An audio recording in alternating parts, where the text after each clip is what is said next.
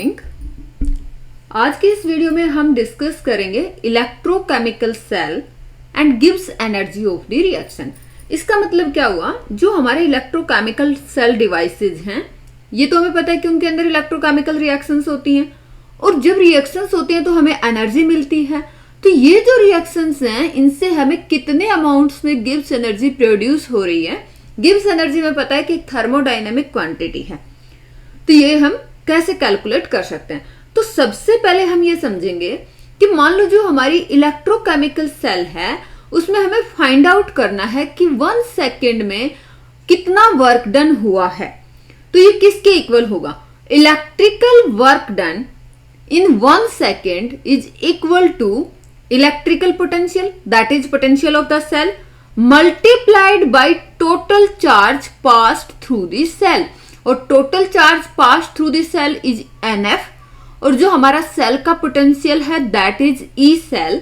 तो electrical work done किसके इक्वल हो गया, NF E सेल।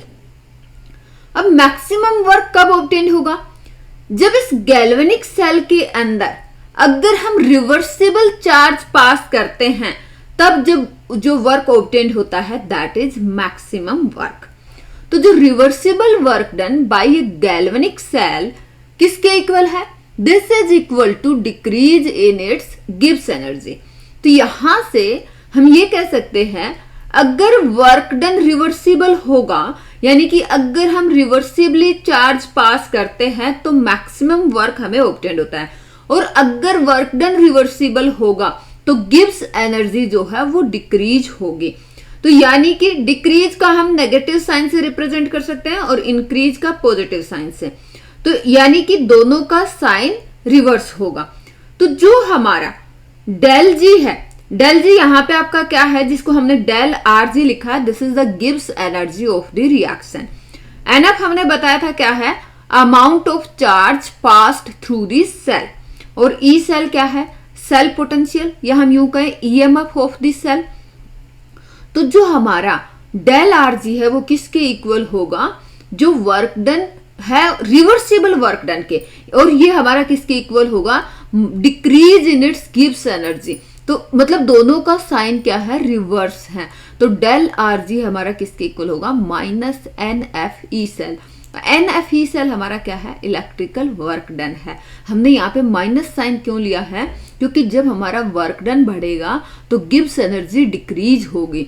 तो यहाँ पे उल्टा हो जाएगा, अगर वर्क डन डिक्रीज होगा तो गिब्स एनर्जी इंक्रीज होगी, और गिब्स एनर्जी इंक्रीज होगी तो वर्क डन कम होगा, और गिब्स एनर्जी डिक्रीज होगी तो वर्क डन इंक्रीज होगा। तो यहाँ पे ये सारी टर्म्स क्या क्या हैं वो हमने डिस्कस की।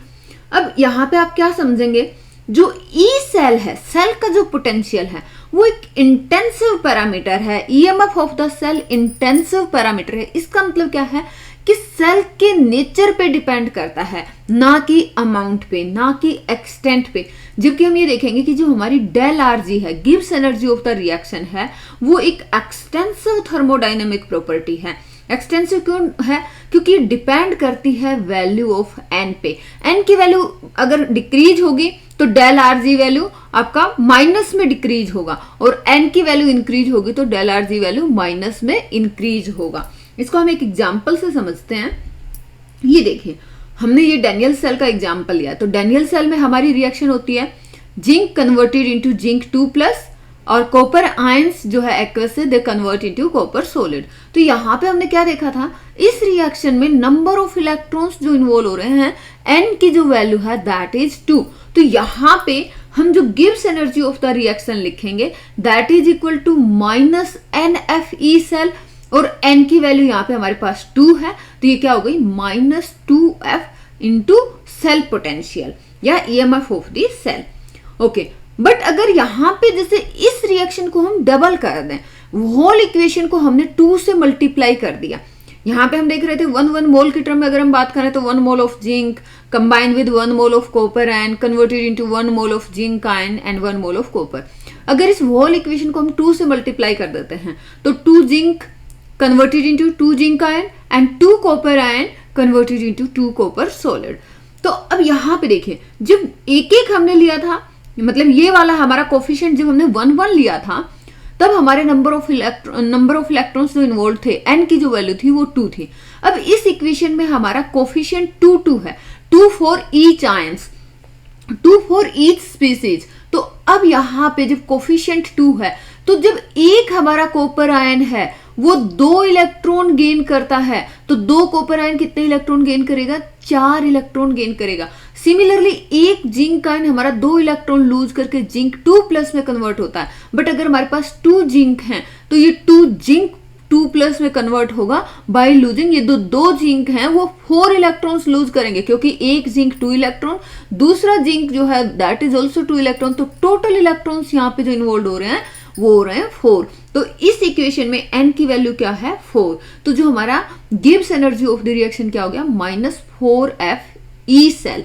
तो इससे हमने क्या देखा कि जो हमारा ई सेल है, ई सेल अगर हमने केवल डैनियल सेल वो ली जिसमें एक जिंक इलेक्ट्रोड है, दूसरा कॉपर इलेक्ट्रोड है, वहां पे सेल पोटेंशियल की वैल्यू चेंज नहीं हो रही है, बट n की वैल्यू वेरी कर रही है। और हमारी जो Gibbs energy of the reaction है, डेल आर जी वैल्यू है, वो n वैल्यू पे डिपेंड करती है। तो हमारा del are G value change हो रहा है by changing the coefficient of the reaction.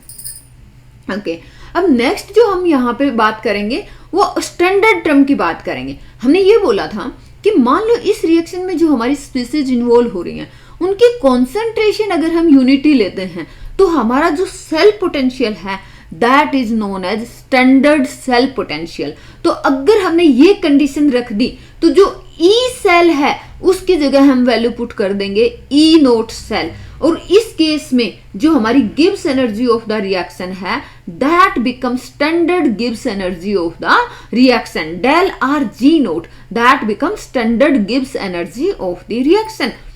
तो अब हमारे पास ये वाली जो इक्वेशन थी इसको अगर हम स्टैंडर्ड के टर्म में लिखेंगे तो del are G that become equal to del R G naught, यहाँ पे हम superscript right superscript naught put करते हैं, ये स्टैंडर्ड कंडीशन को रिप्रेजेंट करता है। यहाँ पे हमारा -NF सेल था, अब जब हमने स्टैंडर्ड कंडीशन ले ली तो ये क्या हो गया? -NF नोट सेल हो गया, -NF नोट सेल।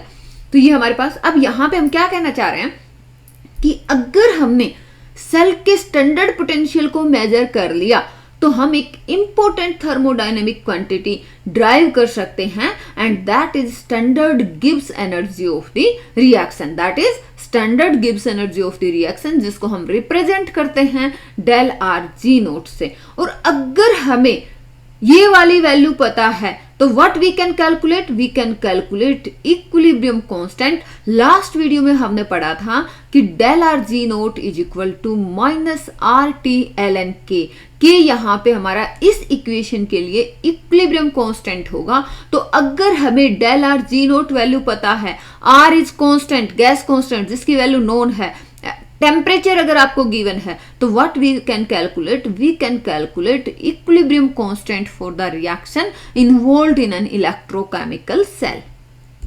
ये हमने लास्ट वीडियो में निकाला था कि जब हम स्टैंडर्ड सेल पोटेंशियल को देखते हैं कि how it is related with equilibrium constant, तो ये हमारे पास एक रिलेशन है, और हमारे पास जो रिलेशन है कि कैसे हमारी जो स्टैंडर्ड गिब्स एनर्जी है वो हमारी इक्विलिब्रियम कांस्टेंट से रिलेटेड है, तो वो हमारे पास ये इक्वेशन है कि standard Gibbs energy of the reaction is equal to -RT तो अगर हमें ये सारी वैल्यू पता है तो we can find the equilibrium constant by this equation.